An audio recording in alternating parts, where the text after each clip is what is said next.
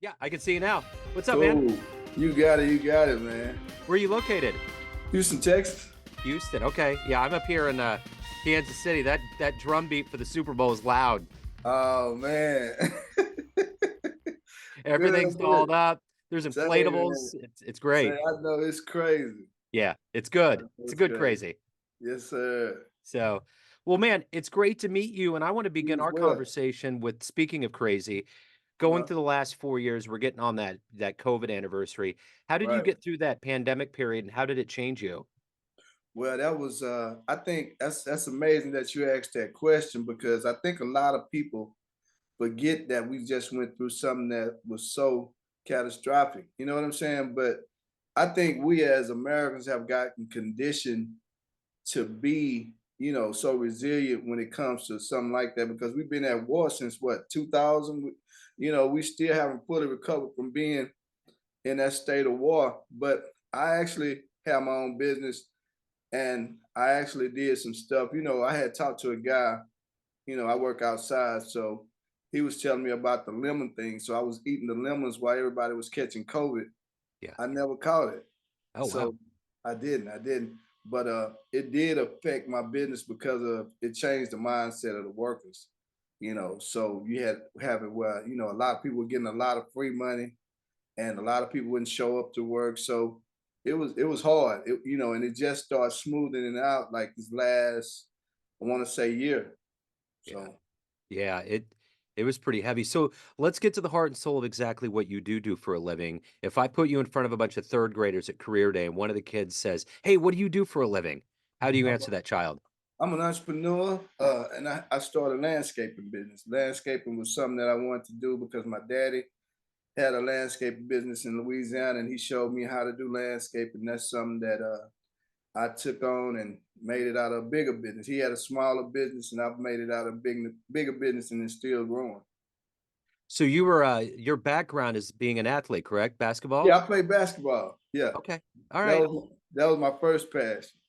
So how did all these seeds get into you to become an athlete and to, obviously your dad had the business, but how did all of this kind of become who you are today? Well, my dad loved sports, and I actually didn't stay with my dad. My dad had me outside his marriage, but my cousin is Rodney Hampton. He played for the New York Giants, and it's in our lineage in Louisiana. But my mom and them always put me in little league football and stuff like that. So I love sports, and I just automatically excelled in it. And that's all I wanted to be. I wanted to be a pro football player, but I had ended up getting a concussion. So I started playing basketball. So ended up Okay. being real good in basketball, all district, all city in Houston, and ended up going to college, playing in Okay. college. So what about heroes? Who's been a hero for you in your life?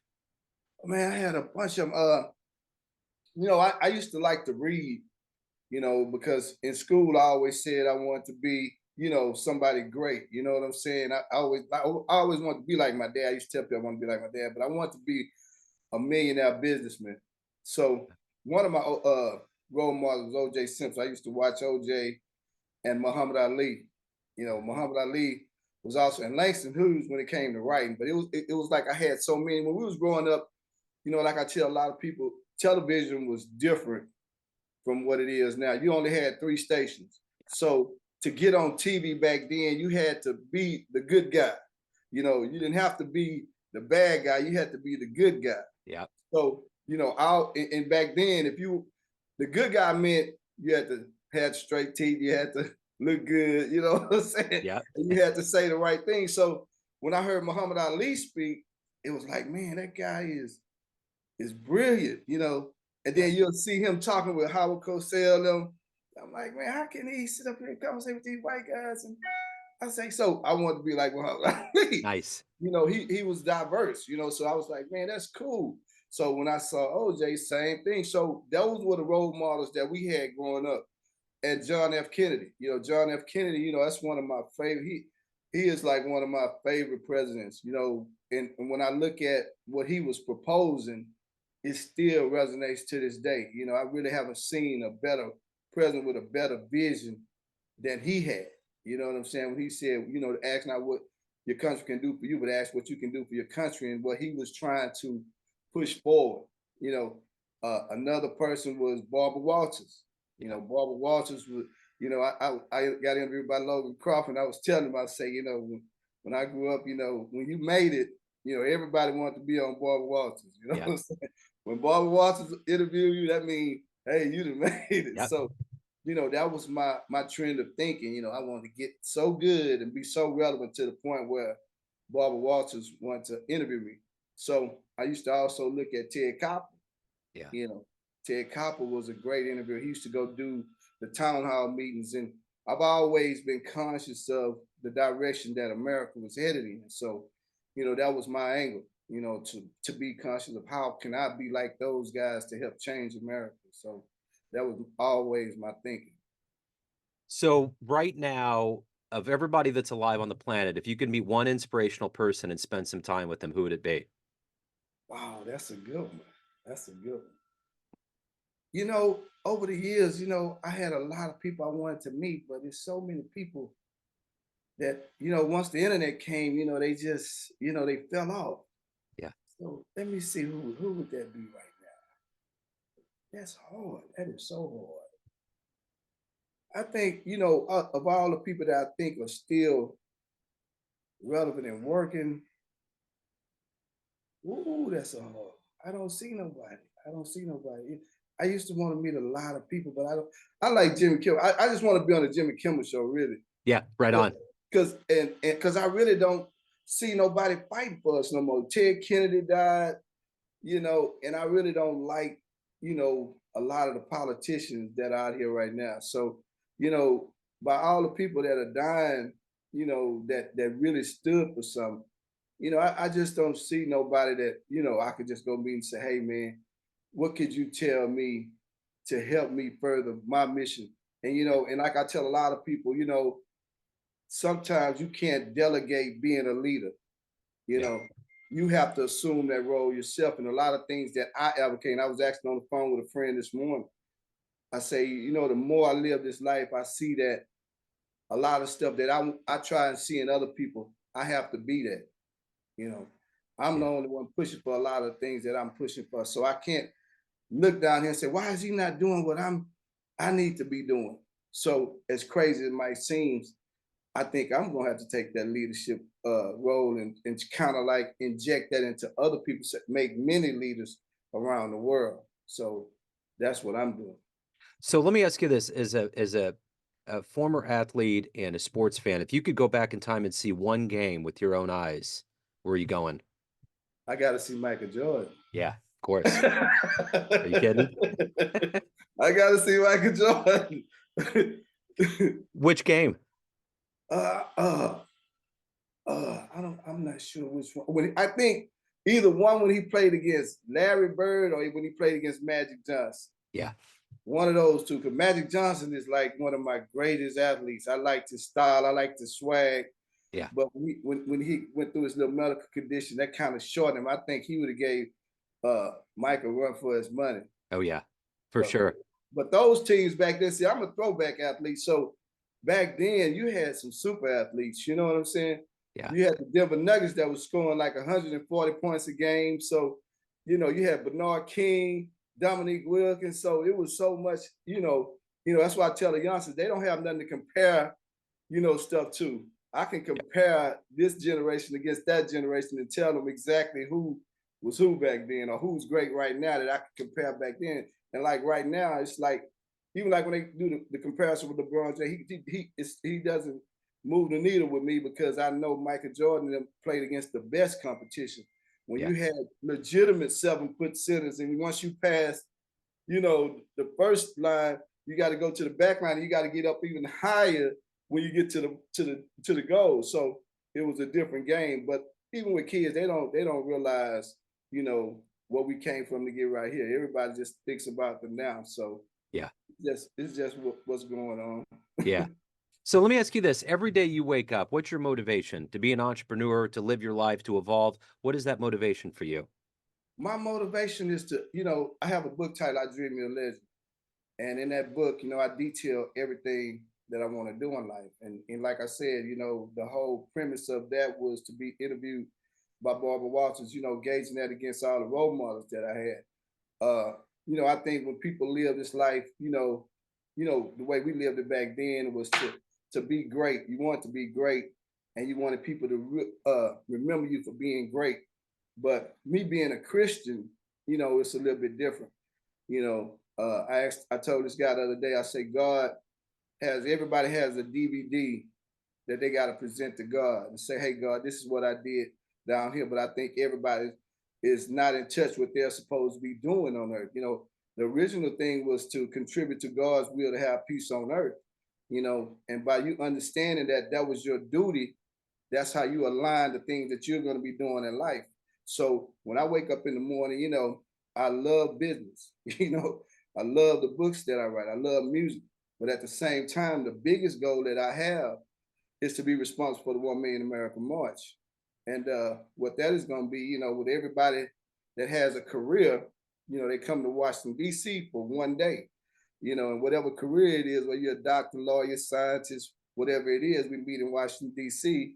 and have a whole week of festivities, So that's one of my secret goals that I just really don't share, but that's one of my biggest motivations. I want to be a billionaire, but that's like something that's non-tangible that I want to do and say, hey, Skip, you did that. That would legitimize you as a great, what I'm saying? Yeah. Yeah, So for sure. So, of all the things that you've done up to this point in your life, overcome and evolved into, what are you the proudest of? what was the last part? What are you the proudest of?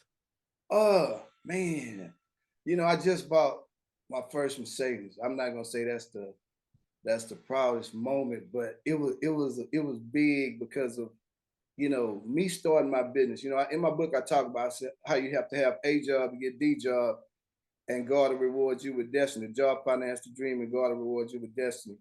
And what I talk about there is how you might start off being a janitor, but what God wants you to be, you don't even know. It might end up being something totally different. And even with the music, I love music. I wanted to be a basketball player. Everything that I've done in life, it's just I do it, and once I get to a certain point in it, it's like then I go on to something else. But I think getting that Mercedes, not to be material with it, but just having that dream. And I wrote about it in my book. I dream of legend. How one day I want to be in a Mercedes and have a personalized license plate, but I didn't want to use Mercedes. I wanted a new Mercedes. And my thing with getting cars and getting houses is motivation. You set a goal right here. This is what I want. This is what I'm gonna get. So me having my business, I knew that I have to have a certain income to be able to afford a Mercedes Benz. So that's what I do when I go out to work every day. I say I got to figure out how can I get $10,000 to get a Mercedes Benz, or how can I make $10,000 a month to be able to get a Mercedes Benz. So while everybody is driving their Mercedes Benz, I'm trying to get up to that kind of income. So that's how I build my business. I keep on getting clientele and doing whatever it takes to get to that point. So I had a dream. I used to always say I would go. You know how people have that dream. I'm gonna go in the car lot and play like I ain't got no money. Yeah. So I went to the car lot and I was in my work truck.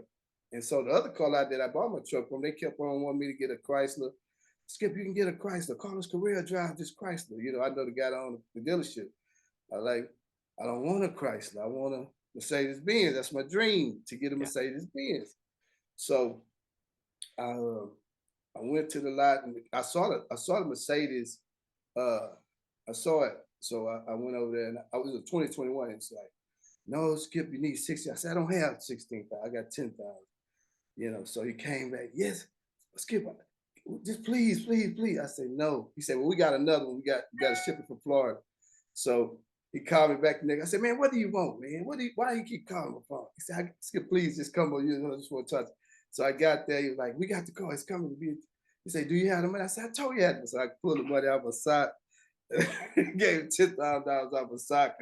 And when I got the car, man, it was like, when I drove it, it was like, man, it had all the minutes when you turn the seat, grab you, and everything was different. So it was like another world. It's like, man, I've been driving these other cars, and they don't have all this. So it let me know that it was another level to go of luxury that hard work can take you to. Yeah. So I actually had a great moment last night as well. You know, my daddy was a Freemason. Uh, my mom's an Eastern Star. You know, so masonry is deep in my lineage. So, you know, I went to a new lodge last night, and you know, it was like, you know, I was looking for a new lodge 'cause I moved. And man, when I tell you, I used to always pass by this lodge, and I used to say, man, I want to join this lodge over here, you know. So the actual lodge that I was supposed to go to, I went to another one around the corner. And it's just like what I told the guy about the Mercedes Benz with the car dealership. I said, you know, it's just like when you find your wife. You might think this here is the one, but you know, this other one didn't want to marry me right off the top. So it didn't turn out right, you know. So when we get in all right, I have to go leave and go to my mom's house and stuff like that. But when I got married to this wife, I haven't even bought her a ring. And I told her I didn't want it to be about the ring because I want the ring to be at the ceremony. You know what I'm saying? When the pastor there. But I said, but we need God in our life to govern the relationship. So when we go through bad times, we'll have somebody to turn to, you know, to tell us what to do. So that's how it's been working good. So I got on the phone with the people at the new lodge that was like, hey man, I'm looking for a new lodge.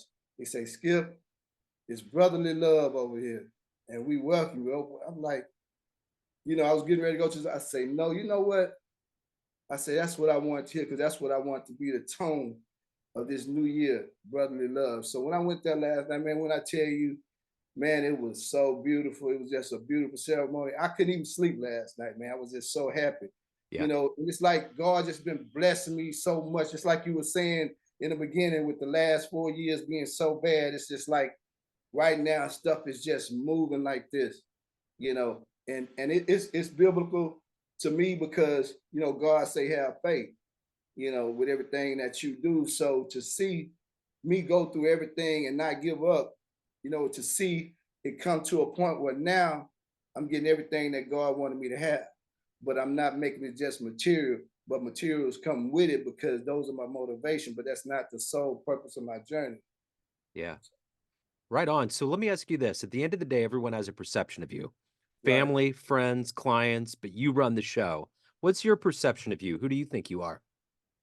You know, I look at it, you know, and I try to assume that people would see me as a great businessman, you know, and I hear a lot of people say it, you know, Skip, you legendary, you know, but, you know, with me, a lot of those accolades, I see people throw them around loosely, you know, and, you know, I believe that I want to be that. I talk about it in my book. I want to be a legend, and I'm intentional about doing some of the stuff that I do. But my whole thing is, and I promise I was telling my friend that this morning, I said, my journey is different. You know, my plane takes off from a different airport. And one thing I'm learning as I go and as I live this life, a lot of the things that I represent, a lot of people are not going to represent that. You know, diversity is something that a lot of people are not going to represent. You know, truth is something that a lot of people are not going to want to represent, especially my truth. You know what I'm saying? So, Yeah. because I've been through a lot of diverse experiences, so a lot of the stories that a lot of people tell, I can say, hey, nah, that's not it. And it's going to be some pushback, but I can show them proof. So it's going to be a big fight. But I want to be someone that everybody can look at and say, hey, you know, he earned everything that he got. He disproved a whole lot of the theories that are out there, you know, and Yeah. that's who he is. You know, dreams do come true. Yeah. For sure. So if anyone out there wants to reach out, hire you, get your book, learn more about you, what's the best way to do that? Yeah, you can go to all my social media channels, Skip Flanagan, my books, my albums, everything is on Spotify, YouTube. Your Only Choice to Become Rich. I got a couple more books coming this year. The I Dream the Legend book will probably be out during Christmas, but I got some movies that I'm working on. But like I tell everybody, you know, I'm not finished yet. You know, I'm not ready to say, hey, Skip, you're done. This is what we're not ready to present that DVD yet. So I'm doing a whole lot of stuff, and I just tell everybody, keep working, man. Keep showing up for work. You know what I'm saying? And keep swinging the bat, and some gonna touch the bat and go out the park. Yep, that's right. Amen. Skip, this has been great, man. Thank you. Thank you for your energy. Thank you for your story. Thank you. Best of luck. Have a great year, man. Or you as well. Thank you. Take care. No problem.